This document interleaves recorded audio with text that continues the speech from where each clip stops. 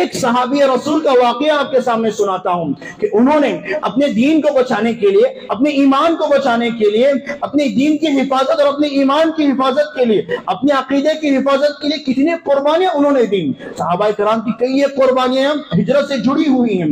صہیب بن سنان رومی رضی اللہ عنہ نامی ایک صحابی ہیں، صہیب رومی سے مشہور ہیں۔ وہ صہیب رضی اللہ عنہ اصل میں عرب کے تھے، روم کے لوگوں نے انہیں گرفتار کر لیا، پھر کسی طرح وہ مکہ آ گئے، غلام بن گئے۔ ایک دن نبی صلی اللہ علیہ وسلم نبی بنائے جانے کا اعلان کر دیتے ہیں اور کہتے ہیں کہ میں اللہ کی جانب سے نبی بنایا گیا ہوں۔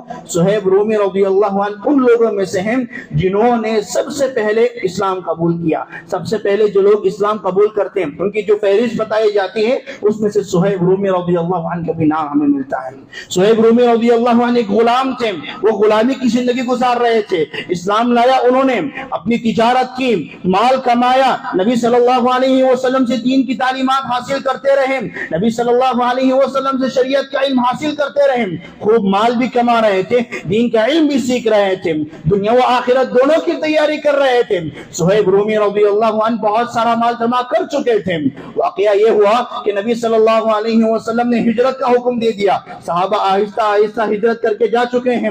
نبی صلی اللہ علیہ وسلم، ابو بکر صدیق رضی اللہ عنہ بھی مکہ چھوڑ کر جا چکے ہیں۔ صہیب رومی رضی اللہ عنہ خود کہتے ہیں میں بھی ہجرت کرنا چاہ رہا تھا، میں بھی نبی کے پاس جانا چاہ رہا تھا۔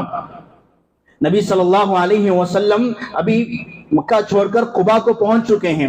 قریش کے لوگوں نے بھانپ لیا کہ صہیب رومی ابھی مکہ چھوڑ کے ہجرت کرنے والے ہیں۔ قریش کے لوگ جب کسی فرد کے بارے میں جان لیتے تو اس کا مکمل مراقبہ کرتے اور اس کو روکنے کی ہر ممکن کوشش وہ کیا کرتے تھے۔ اسی طرح کا معاملہ ان کے ساتھ بھی ہوا۔ انہوں نے دو قریش کے نوجوانوں کو ان پر نگران بنا دیا کہ ان پر نگاہ رکھنا کہ مکہ چھوڑ کر کہیں مدینہ نہ چلے جائیں، یہ مکے میں رہیں گے، یہ مکے کے ہیں، ان کو ہم جانے نہیں دیں گے محمد کے پاس صلی اللہ علیہ وسلم۔ لہذا صہیب رومی رضی اللہ عنہ کی نگرانی کی گئی، کئی دنوں تک ان کی نگرانی کی گئی۔ اس کے بعد وہ کہتے ہیں ایک رات میں محسوس کیا کہ رات بہت ٹھنڈی تھی اور اس زمانے میں ٹھنڈی رات میں کوئی لوگ سفر نہیں کیا کرتے تھے، اور جو دو نوجوان میری نگرانی کر رہے تھے انہوں نے یہی سمجھا کہ آج تو رات ٹھنڈی ہے، صہیب رومی جا کر مکے سے نہیں نکلیں گے۔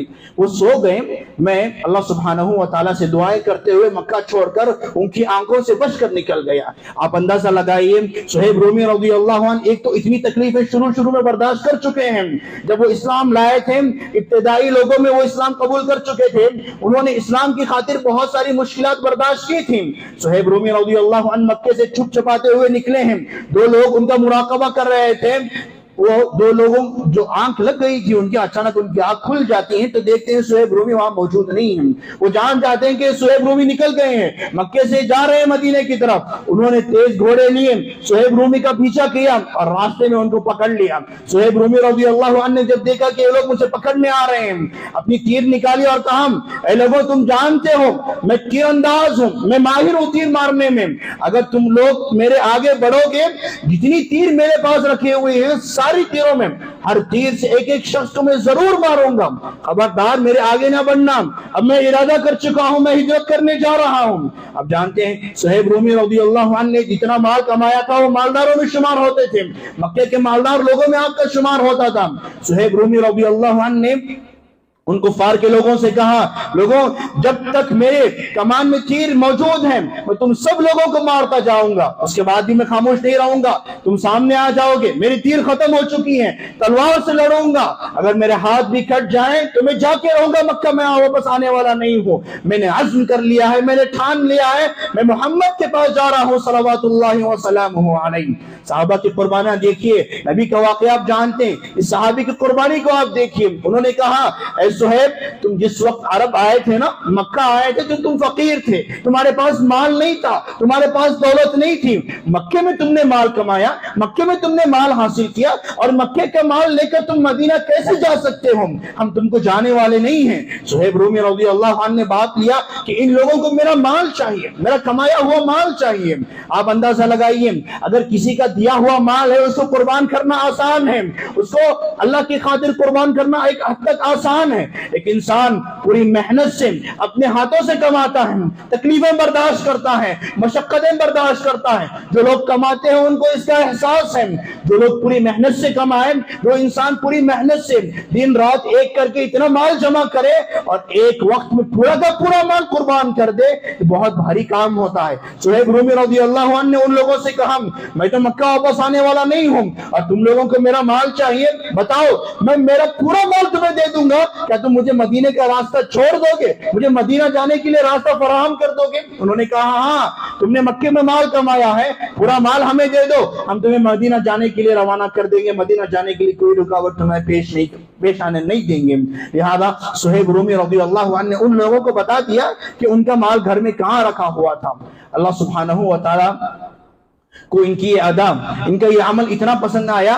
ابھی صہیب رومی رضی اللہ عنہ نبی کے طرف پہنچے نہیں ہیں, نبی کے پاس پہنچے نہیں ہیں. اللہ سبحانہ و تعالیٰ نے یہ پورا واقعہ نبی صلی اللہ علیہ وسلم کو بتا دیا.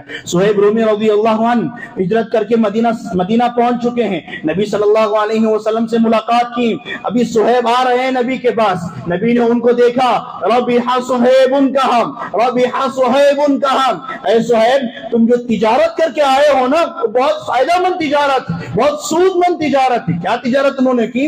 اپنا پورا مال بیچ دیا, اپنے ایمان کو بچانے کے لیے, اپنے عقیدے کو بچانے کے لیے, اپنا کمایا ہوا پورا مال اللہ کی خاطر ایک ہی وقت میں قربان کر دیا اور تنے تنا نبی صلی اللہ علیہ وسلم کے پاس آ گئے. ابھی مدینہ پہنچے ہیں, نبی صلی اللہ علیہ وسلم خوشخبری دے رہے ہیں, ربح صہیب تم نے بڑے فائدہ مند تجارت تم کر کے آئے ہو, اللہ سبحانہ و تعالیٰ تمہیں اس تجارت کے بدلے میں بہت ثواب عطا کرے گا.